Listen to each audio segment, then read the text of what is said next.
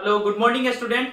देखिए हम लोग आज पढ़ेंगे अर्थमेटिक प्रोग्रेशन, इसे हिंदी में बोलेंगे समानांतर श्रेणी। अर्थमेटिक प्रोग्रेशन होता क्या है? कोई भी सीक्वेंस या कोई भी सीरीज अर्थमेटिक प्रोग्रेशन तभी कहलाएगा जब उनके बीच का सर्वांतर या कॉमन डिफरेंस क्या हो, इक्वल हो, सेम हो या कांस्टेंट हो, तभी उसे क्या बोलेंगे हम, अर्थमेटिक प्रोग्रेशन या समानांतर श्रेणी। अगर इसे डिफाइन करना चाहे तो हम कह सकते हैं ए सीक्वेंस या सीरीज, a sequence या series is said to be arithmetic progression in which the successive difference of any term and just previous term is same या constant are known as AP।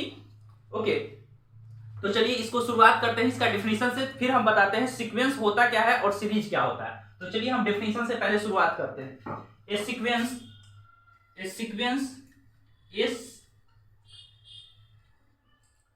Sequence और series is said to be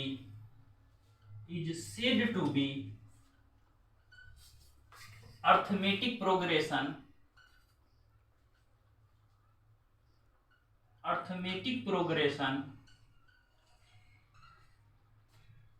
in which the successive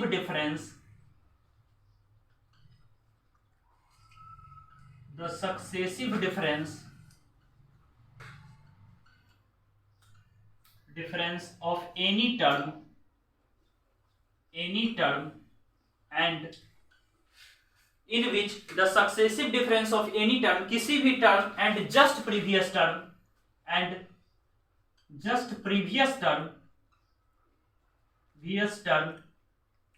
is same या constant।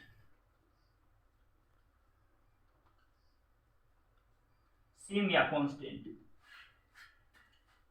Is called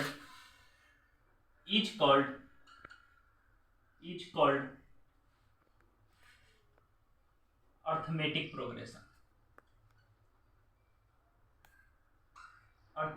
progression. देखिए, ए sequence या series, कोई भी sequence या कोई भी series is said to be arithmetic progression, arithmetic progression कहलाएगा इन विच, जिसमें द सक्सेसिव डिफरेंस, सक्सेसिव मतलब successive difference of any term, किसी भी टर्म का successive difference the successive difference of any term and just previous term, किसी भी term और just previous term का सक्सेसिव डिफरेंस क्या होना चाहिए, सेम होना चाहिए या कांस्टेंट होना चाहिए या इक्वल होना चाहिए, तभी वह क्या कहलाएगा, अर्थमेटिक प्रोग्रेशन। देखिए, it is also called AP, इसे AP भी कहा जाता है। A for arithmetic and P for progression. Arithmetic progression को शॉर्ट में हम AP के नेम से जानते हैं, समझिएगा। AP के किसी भी टर्म को जनरली हम AP के किसी भी टर्म को A से और उसके कॉमन डिफरेंस को D से डिनोट करते हैं। तो हम किसी भी AP को किस फॉर्म में लिखेंगे, समझिएगा। The form of any AP, किसी भी एपी का फॉर्म। देखिए, कोई भी एपी अगर लिखना है तो ए कॉमा नेक्स्ट टर्म, अगर किसी फर्स्ट टर्म अगर ए है, किसी भी एपी का हम फर्स्ट टर्म को ए से डिनोट कर देते हैं, ठीक है। ये हम एज्यूम किए हैं फर्स्ट टर्म ए है, तो नेक्स्ट टर्म पता करने के लिए हम फर्स्ट टर्म में इस एपी के कॉमन डिफरेंस को ऐड करेंगे, ठीक है। मान लेते हैं let the first term of an AP is equal to A and its common difference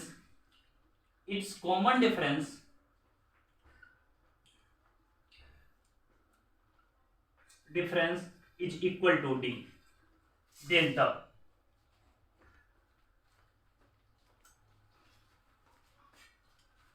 let the first term of an AP is a, किसी भी एपी का फर्स्ट टर्म ए है और उसका कॉमन डिफरेंस डी है, देन तब अगर first term को हम ए कहे हैं तो नेक्स्ट टर्म बताने के लिए फर्स्ट टर्म में हम इसके कॉमन डिफरेंस को ऐड करेंगे तो नेक्स्ट टर्म हमें मिलेगा, मतलब नेक्स्ट टर्म हमारा होगा ए प्लस डी। अगेन यह हमारा सेकेंड टर्म या फर्स्ट टर्म या सेकेंड टर्म, थर्ड टर्म बताने के लिए इसमें फिर अगेन डी को ऐड करेंगे। अगर इसमें डी को ऐड करेंगे तो a plus d that is a plus 2d हो जाएगा। नेक्स्ट फिर नेक्स्ट टर्म बताने के लिए a प्लस 2d है, फिर इसमें d ऐड करेंगे तो a प्लस 3d हो जाएगा, फिर इसमें d ऐड करेंगे तो a प्लस 4d हो जाएगा, फिर इसमें d ऐड करेंगे तो a प्लस 5d हो जाएगा। यह हमारा क्या है, इसी तरीके से हमारा क्या होगा, एपी इसी सीक्वेंस में चलेगा। या फर्स्ट टर्म ए है, या सेकेंड टर्म है, या थर्ड टर्म है, या फोर्थ टर्म है, या फिफ्थ टर्म है, या सिक्स टर्म है, comma dash dash dash dash dash, last term को हम ए एन कहेंगे या इसे हम टी एन बोलेंगे। ओके, समझिएगा।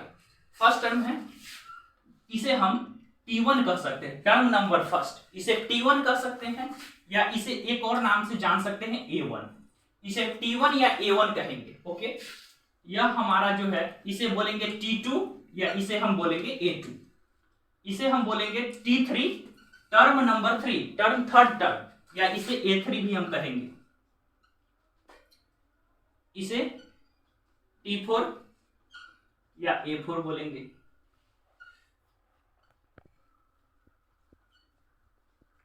इसे हम T5 या A5 बोलेंगे, इसे हम T6 सिमिलरली, इसे हम T6 या इसे हम A6 बोलेंगे। डैश डैश डैश, इसी सीक्वेंस में हमारा एपी चल रहा है, इसे हम बोलेंगे Tn या इसे बोलेंगे हम An।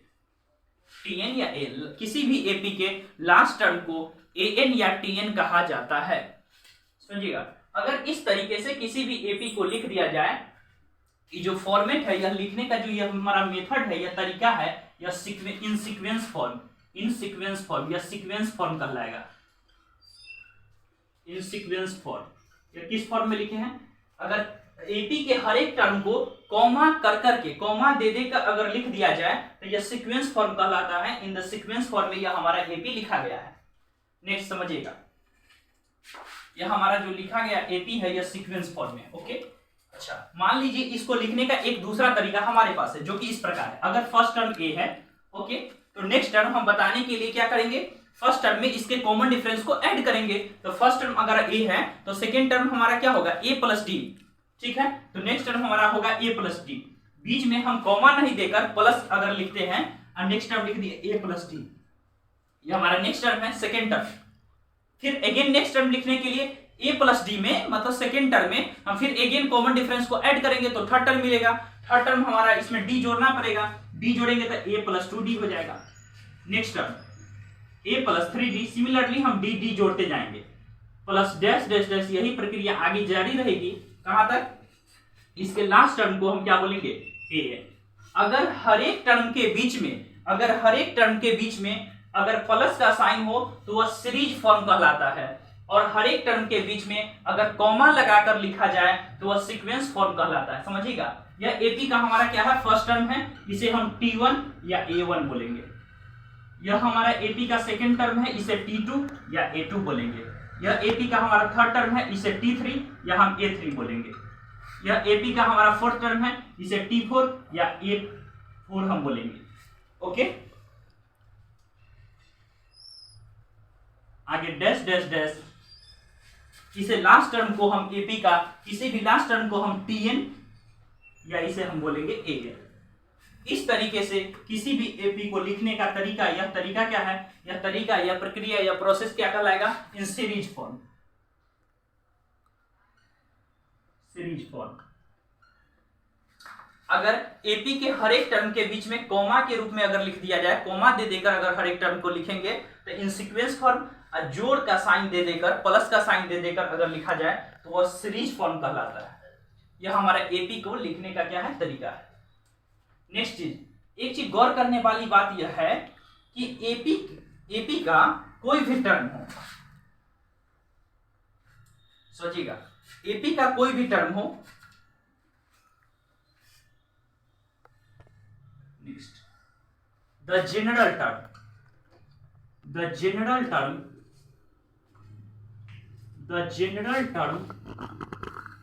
of an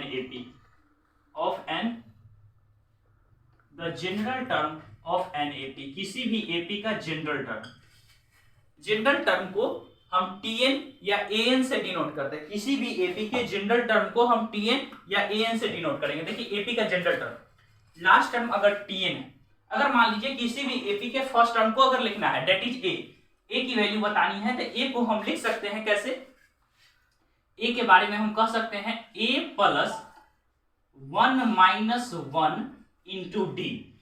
ए के बदले में ऐसा लिखा जा सकता है, क्योंकि 1 में से 1 जब सब्सट्रैक्ट होगा तो 0 इंटू डी, तो 0, इसकी वैल्यू 0, दैट इज ए बच जाएगा। ए के बारे में हम ऐसे लिख सकते हैं ए plus 1 minus 1 into D.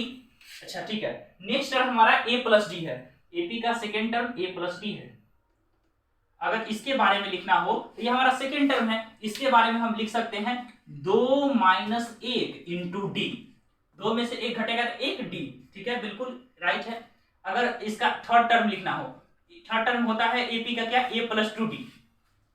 AP का थर्ड टर्म ए प्लस 2डी, ए प्लस थर्ड टर्म है ना, तो 3 माइनस 1 इंटू डी। ओके, ऐसा लिखा जा सकता है। जैसे एपी का फोर्थ टर्म होता क्या है, ए प्लस 3डी, ए प्लस 3डी, ए प्लस चौथा टर्म है तो 4 minus 1 into D.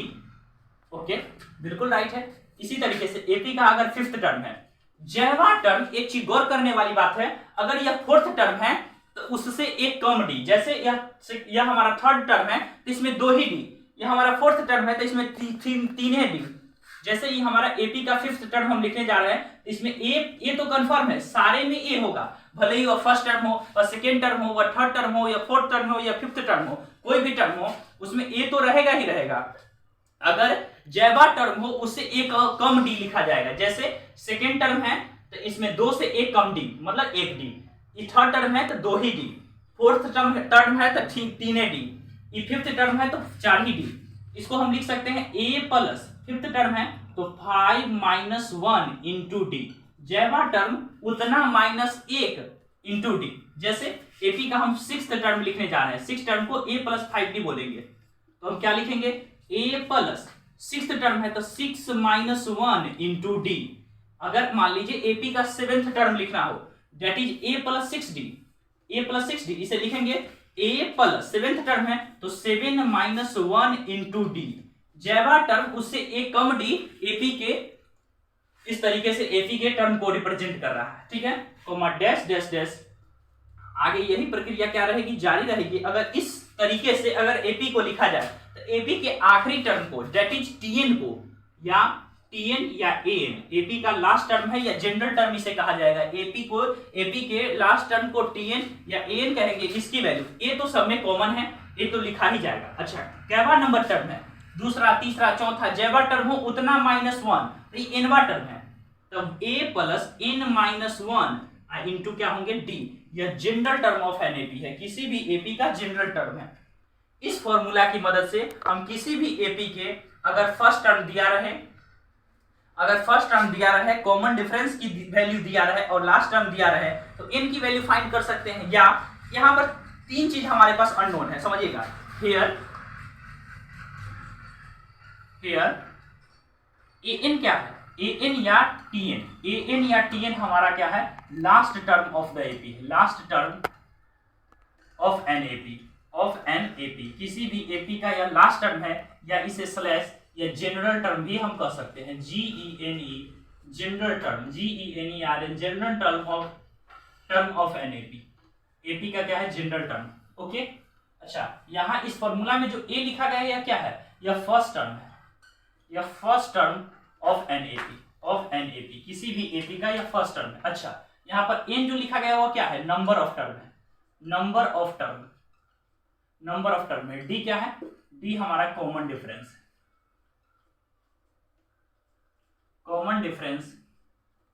Of an AP का क्या है, कॉमन डिफरेंस। तो हमारे पास यहां पर इस फॉर्मूला में 4 अननोन वैल्यू है। एक पहला एन या टीएन, ओके, अगला ए, अगला एन, अगला डी। चारों में से कोई भी 3 वैल्यू नोन हो और एक वैल्यू अननोन हो तो इस फॉर्मूला की मदद से हम निकाल सकते हैं। जहां पर ए एन या T n last term of an AP है, ए हमारा first term of an AP है, a number of term of an AP है, डी हमारा common difference of an AP है। तो इस प्रकार हमने एपी होता क्या है यह समझे कि एपी को लिखने का 2 तरीका है, एक सीक्वेंस, दूसरा सीरीज।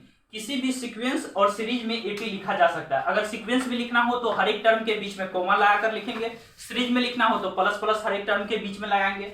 एपी होने के लिए मेन बात यह है कि उसका कॉमन डिफरेंस क्या होनी चाहिए, इक्वल होनी चाहिए। जैसे एक एग्जांपल यहां पर ले लेते हैं, एज फॉर एग्जांपल देखिए यहां पर हमारे पास स्पेस है। एक एग्जांपल नंबर फर्स्ट समझिएगा, एग्जांपल नंबर फर्स्ट जैसे हम लिखते हैं 2, 4, 6, 8, 10, डैश डैश डैश। यह हमारा एपी है या नहीं, अगर पूछा जाए यह हमारा एपी है या नहीं, तो सॉल्यूशन समझिएगा। एपी होने के लिए क्या है, इसका कॉमन डिफरेंस सेम होनी चाहिए। कॉमन डिफरेंस कैसे निकाला जाएगा समझिएगा, किसी भी कॉमन डिफरेंस, किसी भी सीक्वेंस या सीरीज का कॉमन डिफरेंस कैसे निकाला जाएगा। Common difference is equal to होते हैं, common difference is equal to any term minus just previous term.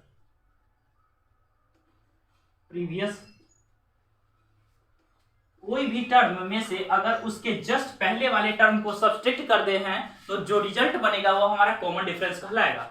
Common difference को शॉर्ट में CD, C for common, D for difference, या नॉर्मली हम D भी कह सकते हैं। यहाँ पर अगर कॉमन डिफरेंस निकाला जाए, अगर सेम आएगा तो यह एपी है, नहीं आएगा तो नहीं है। जैसे यह हमारा फर्स्ट टर्म है, यह सेकेंड टर्म है, यह थर्ड टर्म है, यह फोर्थ टर्म है, यह फिफ्थ टर्म है। फर्स्ट टर्म को हम T1 कह सकते हैं, इसको T2, इसको T3, इसको T4, इसको T5।